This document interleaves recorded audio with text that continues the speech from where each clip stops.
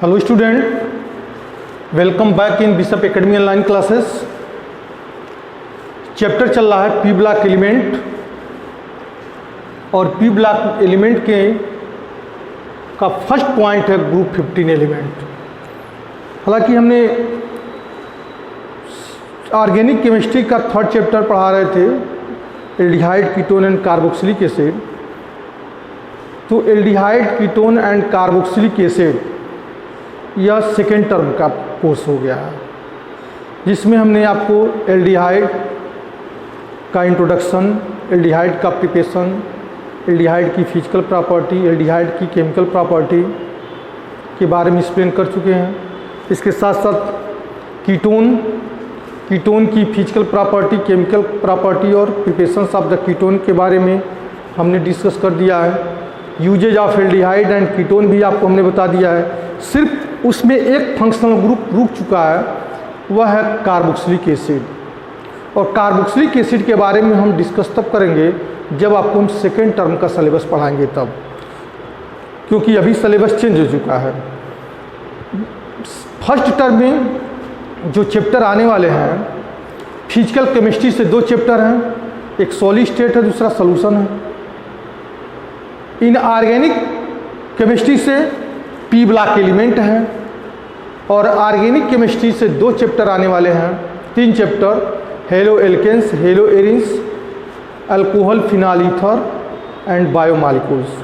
तो बायोमॉलिक्यूल्स अभी मैं नहीं पढ़ा रहा हूँ, क्योंकि बायोमॉलिक्यूल्स का टॉपिक छोटा है, और सबसे बड़ा चैप्टर जो होता है वो इनऑर्गेनिक केमिस्ट्री का पी ब्लॉक एलिमेंट है।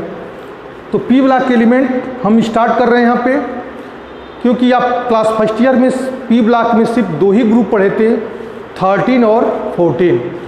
सेकेंड ईयर में आपको ग्रुप 15 से लेकर के ग्रुप 18 तक के एलिमेंट के बारे में पढ़ना है। तो 15 ग्रुप से हम स्टार्ट करेंगे, ग्रुप 15 से ही हम स्टार्ट करेंगे यहाँ पे।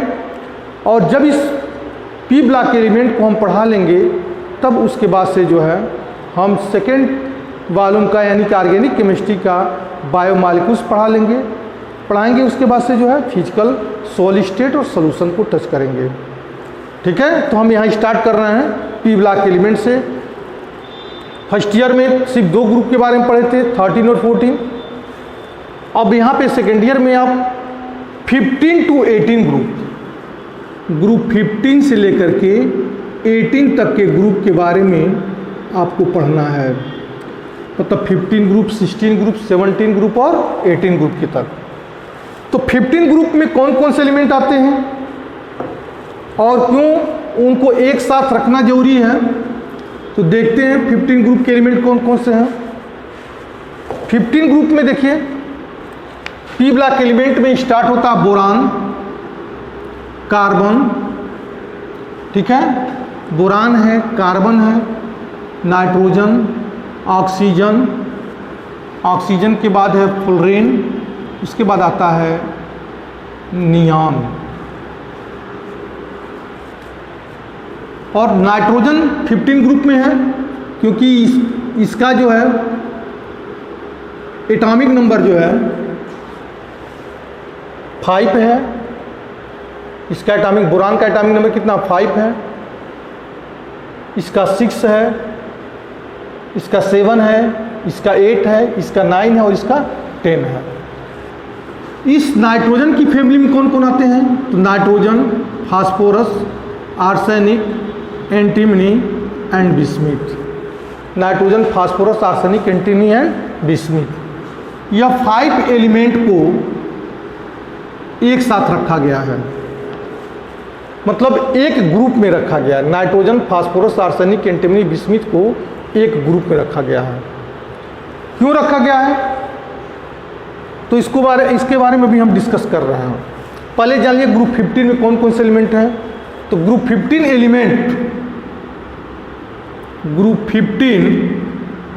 Elements consist of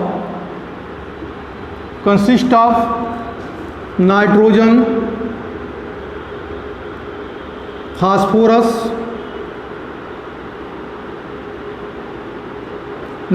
phosphorus, arsenic,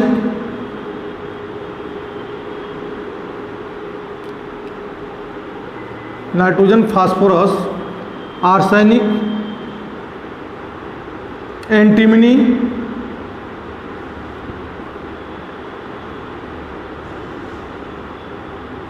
nitrogen, phosphorus, arsenic, antimony and bismuth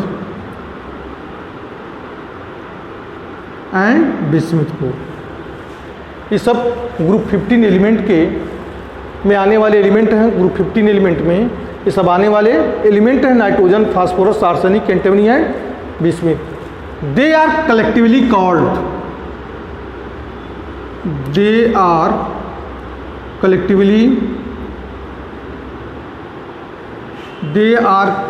called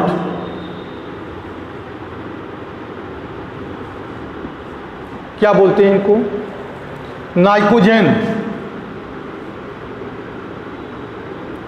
they are collectively called pnicogen family. इनको नाइकोजेन फैमिली में बोलते हैं। इसका मतलब होता क्या है? सफोकेशन। इनके ऑक्साइड सफोकेशन को प्रोड्यूस करते हैं। और नाइकोजेन जो है एक्चुअल में ग्रीक वर्ड से बना है, और ग्रीक वर्ड जो नाइकोजेन ग्रीक वर्ड है, इसका मतलब होता है सफोकेशन, दम घुट जाना। इनके ऑक्साइड के प्रेजेंस में अगर हम रहते हैं तो क्या होता है? रिस्पायरेशन करने में हम लोगों को प्रॉब्लम फीलिंग शुरू हो जाता है,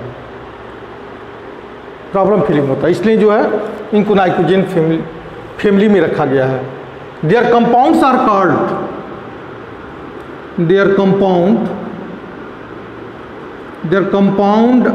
कॉल्ड निकोनाइड्स।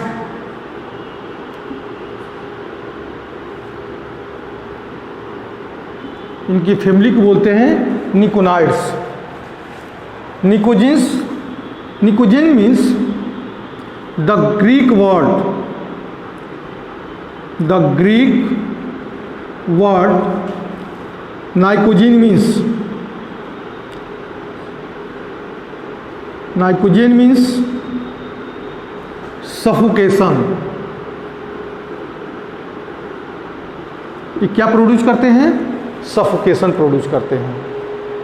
अब रह गई बात कि इनको एक फैमिली में क्यों रखा गया है?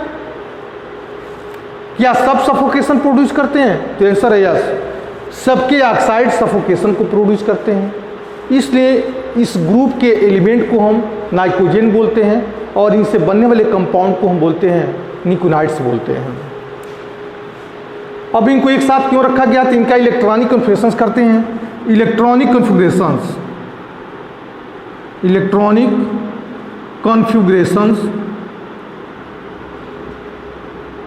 इनका इलेक्ट्रॉनिक कन्फिगरेशन क्या है?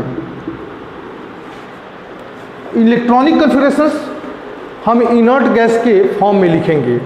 जैसे हमारे पास नाइट्रोजन है, नाइट्रोजन के atomic number 7, electronic configurations 2,5, distributions of electron into the subshell में 1s2, 2s2 and 2p3। Clear है? यह इनर्ट गैस के समान में जब इसका इलेक्ट्रॉनिक कन्फिगरेशन लिखेंगे तो लिखेंगे helium 2s2, helium equal to का सिंबल नहीं लगाएंगे, यहाँ डायरेक्ट लिखेंगे हीलियम 2s2 2p3। मतलब हीलियम के बैलेंसेस में इलेक्ट्रॉन का नंबर कितना? 2 है। तो हमने 2 को जगह पे, इसके 2 जगह पे 1s2 की जगह पे हमने हीलियम लिखा, 2s2 2p3 की जगह पे हमने क्या लिखा? 2s2 and 2p3। ऐसे ही है। नाइट्रोजन के बाद आता है फास्फोरस, जिनका एटॉमिक नंबर होता है 15। Distributions electronic configurations 285, distributions of electron into the subshell में आ जाएगा 1s2, 2s2 and 2p6, 3s2 and 3p3। Helium के बाद आने वाला एलिमेंट कौन सा है? नियॉन। और नियॉन का इलेक्ट्रॉनिक कन्फिगरेशन क्या है? 2,8। तो 2,8 का मतलब यह दोनों नियॉन के समान इलेक्ट्रॉनिक कन्फिगरेशन रखेंगे तो लिखेंगे नियॉन, और यहाँ पर हो जाएगा 3s2 एंड 3p3। हीलियम के बाद नियॉन आ गया, 3s2 and 3p3। Nitrogen phosphorus अगला एलिमेंट है आर्सेनिक, जिसका एटॉमिक नंबर होता है 33, 2 8 18 5। क्लियर है? 2 8 18 5। इलेक्ट्रॉनिक कन्फेक्शंस इसका क्या होगा? ये हो गया distribution of electron to the subshell में 1s2, 2s2 and 2p6, 3s2 and 3p6, 3d10। इसका तो फर्स्ट ईयर में भी आप इलेक्ट्रॉनिक कन्फेक्शन लिखने के लिए बताया गया होगा। 3s2, 3p6, 3d10। नेक्स्ट है 4s2 एंड 4p3। नियान के बाद आता है आर्गॉन, और आर्गॉन का एटॉमिक नंबर होता है 18, जिनका इलेक्ट्रॉनिक कन्फेक्शन होता है 288। तो 288 यानी कि 3d10, आर्गॉन के बाद 3d10, 4s2 एंड 4p3 हो जाएगा। ठीक है, नाइट्रोजन हो गया, फास्फोरस हो गया, आर्सेनिक हो गया। फिर नेक्स्ट आता है एंटीमनी, जिसका सिंबल एस भी होता है, और एंटीमनी का जो एटॉमिक नंबर होता है 51 होता है। कितना बनेगा वो? 51। और इसका जो है इलेक्ट्रॉनिक कन्फेक्शंस 2 8 18 18 5। अब इसका देखिए इलेक्ट्रॉनिक कन्फेक्शंस मतलब distribution of electron into the subshell में क्या बनेगा? तो 1s2, 2s2, 2p6, 3s2, 3p6, 3d10, 4s2, 4p6 and 4d10। फिर आ जाएगा यहाँ पे 5s2 एंड 5p3। आर्गन के बाद क्या आता है? क्रिप्टॉन। क्रिप्टॉन लिखेंगे यहाँ पे, मतलब इनर्ट गैस के समान इसका इलेक्ट्रॉनिक कन्फेक्शन क्या होगा? क्रिप्टॉन। और क्रिप्टॉन के एटॉमिक नंबर कितना होता है? 36। और 36 का जब हम इलेक्ट्रॉनिक कन्फिग्रेशन करते हैं तो 2 8 18 8, मतलब 1s2 2 हो गया यहाँ पे, 8 यहाँ पे हो गया, 18 यहाँ पे हो गया 18, और यहाँ पे हो गया हमारा 8।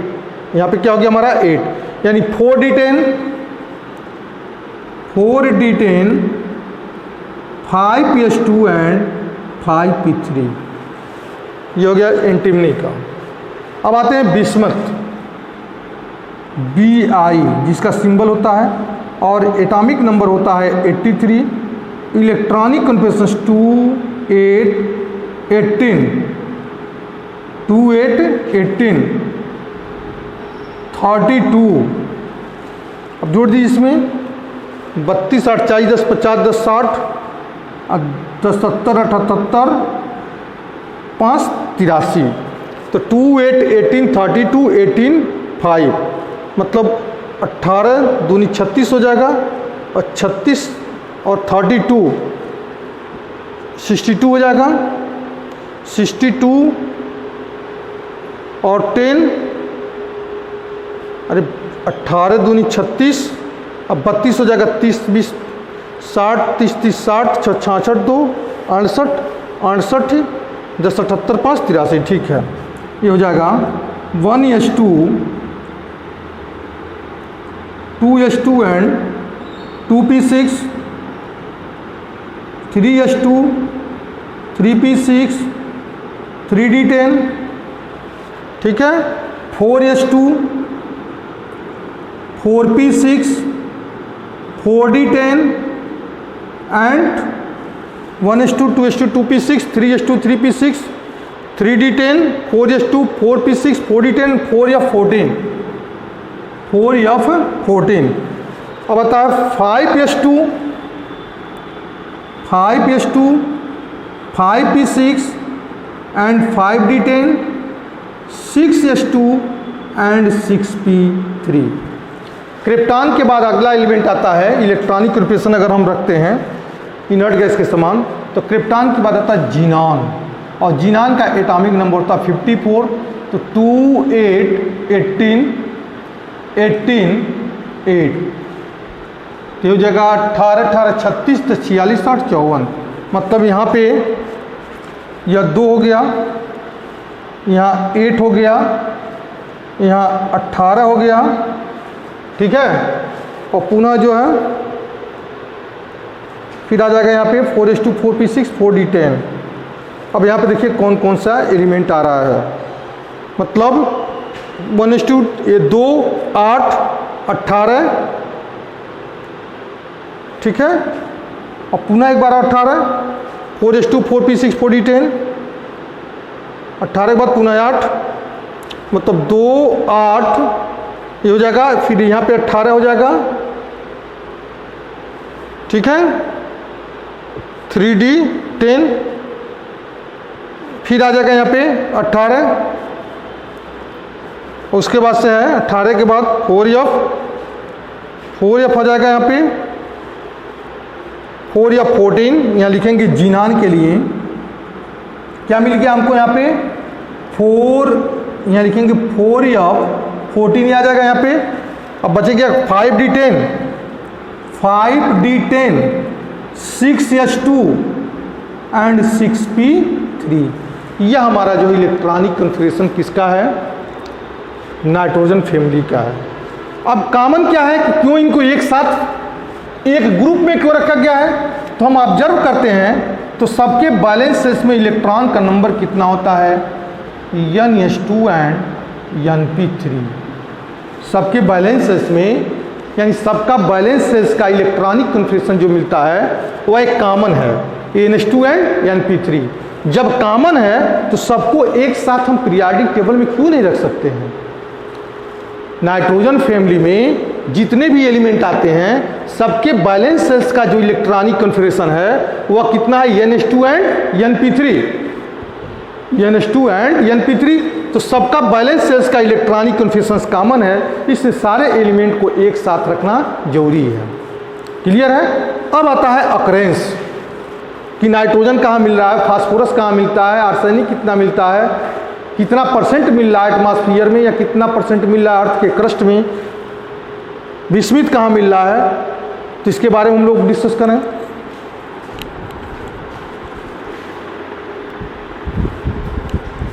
ऑकरेंस में कि नाइट्रोजन कहाँ मिलता है, फास्फोरस का ऑकरेंस क्या है, आर्सेनिक का क्या ऑकरेंस है, किस फॉर्म में मिल रहे हैं, एंटीमनी का कैसा ऑकरेंस है, कहाँ मिलता है, या विस्मित का। तो देखिए ऑकरेंस में nitrogen correct, the first member of this group क्या है, इज द नाइट्रोजन। इस ग्रुप का पहला मेंबर कौन है, नाइट्रोजन है, और मिलता किस फॉर्म में है, नाइट्रोजन गैस के फॉर्म में। और नाइट्रोजन गैस क्या है, डाइएटॉमिक है। नाइट्रोजन गैस जो है क्या है, डाइएटॉमिक है। यह एटमॉस्फेयर में अपने वॉल्यूम का मतलब टोटल वॉल्यूम का 78% है। एटमॉस्फेयर में टोटल वॉल्यूम का कितना है, 78% है। और 78% नाइट्रोजन गैस एटमॉस्फेयर में प्रेजेंस होने की वजह से, ध्यान दीजिएगा, 78% टोटल एटमॉस्फेयर के टोटल वॉल्यूम का 78% नाइट्रोजन प्रेजेंस होने की वजह से हम कह सकते हैं कि एटमॉस्फेयर हमारा क्या है, इनर्ट है। मतलब यह इनर्ट बनाता है, एटमॉस्फेयर को क्या बनाता है, इनर्ट। जैसे इनर्ट किस बेस पे कह रहे हैं कि जैसे मान लीजिए अगर इतना परसेंटेज ऑक्सीजन होता तो कोई भी सब्सटेंस को अगर हम बर्न कराते तो कंटिन्यूस जलता रहता है। लेकिन नाइट्रोजन के प्रेजेंस होने की वजह से 78% नाइट्रोजन के प्रेजेंस होने की वजह से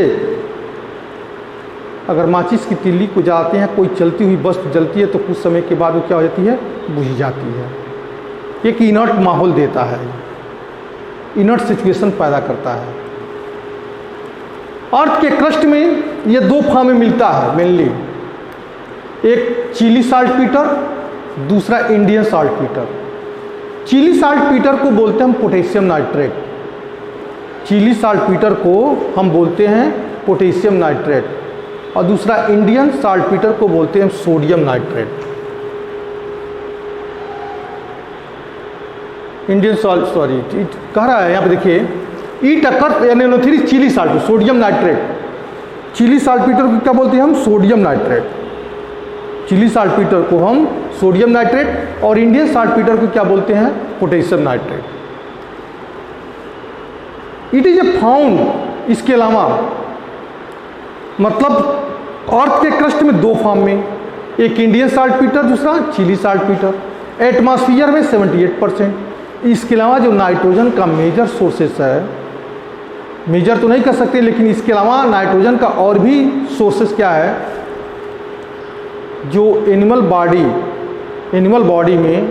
बॉडी हो या प्लांट बॉडी हो, उनमें जो प्रोटीन मिलता है, एनिमल बॉडी में और प्लांट बॉडी में जो प्रोटीन मिलता है, उस प्रोटीन में भी नाइट्रोजन का प्रेजेंटेशन होता है। ध्यान दीजिएगा कि प्रोटीन के फॉर्म में मिलता है, चाहे वो एनिमल बॉडी का हो चाहे प्लांट बॉडी का हो। अब अगला पॉइंट आता है फास्फोरस। इसका करेंस क्या है? करा कि फास्फोरस बहुत ही रिएक्टिव होता है, जिसमें से वाइट फास्फोरस की तो बातें छोड़ दीजिए, वाइट फास्फोरस रूम टेम्परेचर पे भी काट फायरिंग हो जाता है। तो phosphorus are very reactive element. It does not occur in free nature. Nature में कभी भी फ्री स्टेट नहीं मिलता है। It occur in the mineral of the apatite family. Apatite family के फॉर्म में, एपेटाइट फैमिली के मिनरल में प्रेजेंस है, जिसका फार्मूला क्या है? Ca9PO4 का 6, Ca9PO4 का होल 6 एंड CaH2।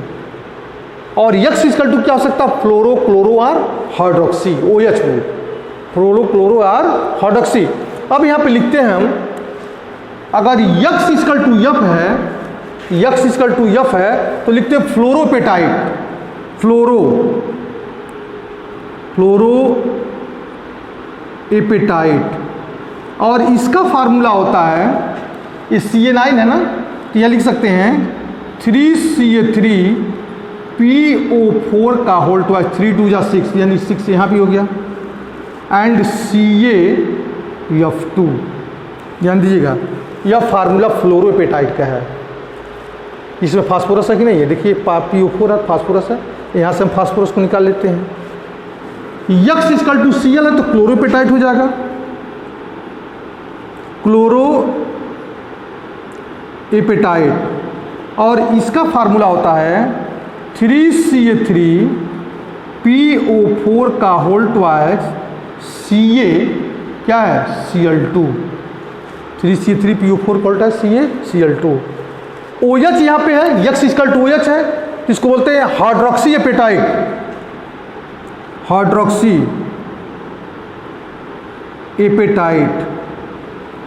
एपेटाइट, जिसका फार्मूला होता है 3Ca3PO4 का होल ट्वाइस, सॉरी इसको इन्वर्ट का मतलब इस ब्रैकेट के बाहर लगाना है,3Ca3PO4 का होल ट्वाइस एंड CaOH का होल ट्वाइस, इसको बोलते हैं hydroxy apatite.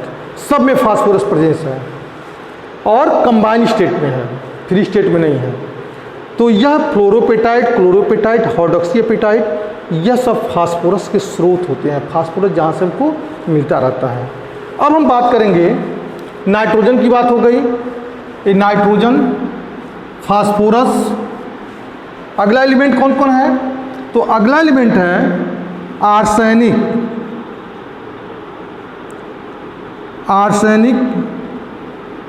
Antimony, nitrogen, phosphorus, arsenic, antimony and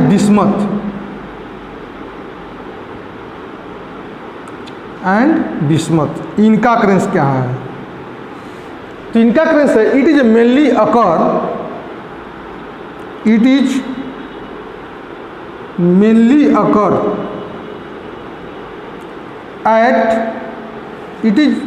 occur as sulphide form.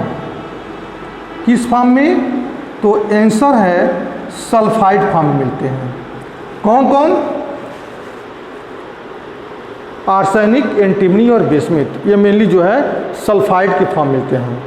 तो हमने लिखा it is mainly occur sulphide form. जैसे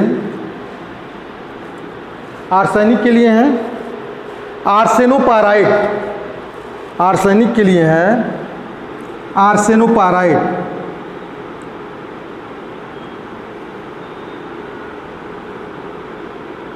आर्सेनोपाराइड जिसका फार्मूला होता है FeAS, आर्सेनोपाराइड। एंटीमनी किस में मिलता है? स्टिबनाइट में। एंटीमनी के लिए वर्ड हुआ है जिसमें मिलता है सल्फाइड में स्टिबनाइट, STIBNITE, और इसका फार्मूला क्या होता है? SB2S3 stibnite. बिस्मिथ के लिए है क्या है? बिस्मथ ग्लैंस,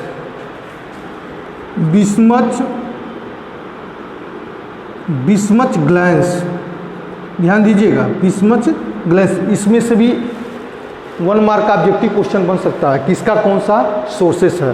तो बिस्मथ ग्लैंस में इसका फार्मूला होता है Bi2S3, Bi2S3। तो यह जो है स्रोत है, कौन किस से मिल रहा है? नाइट्रोजन का कहाँ मिलता है, कितना % एटमॉस्फेयर में है, अगर अर्थ के क्रस्ट में मिला है तो किस फॉर्म में मिला है। इसके अलावा एनिमल प्रोटीन और प्लांट प्रोटीन, इसमें भी नाइट्रोजन प्रेजेंस होता है। फास्फोरस कभी भी फ्री स्टेट में नहीं मिलता है, या बहुत हाईली रिएक्टिव हमेशा कंबाइंड स्टेट में मिलता है। और इससे मिलने वाले फैमिली को बोलते हैं, इसकी जनरल फैमिली को, जिस मिलने वाले फैमिली कौन, जनरल फैमिली का फार्मूला यह है CA9PO4 का होल 6 CH2, जहाँ X में इक्वल टू क्या, फ्लोरो या हाइड्रोक्सी ग्रुप। और यह मेनली मिलता फ्लोरोपेटाइट में, क्लोरोपेटाइट में, हाइड्रोक्सीपेटाइट में। इसके अलावा आर्सेनिक, एंटीमनी, बिस्मिथ सल्फाइड के फॉर्म मिलते हैं, और इनके सल्फाइड का फार्मूला है आर्सेनोपाराइड्स, पाराइड में FeSS, स्टिबनाइट में SB2S3, बिस्मथ ग्लैंस में Bi2S3। देखो सब में सल्फर लगा हुआ है, और सब जो है सल्फाइड के फॉर्म में ही मिलते हैं। तो इस टाइप से जो है हमारा जो है आज के क्लास हम यही वर्क कर रहे हैं। नेक्स्ट क्लास में पढ़ाएंगे physical property and atomic property of the group 15 element. Okay, that's all.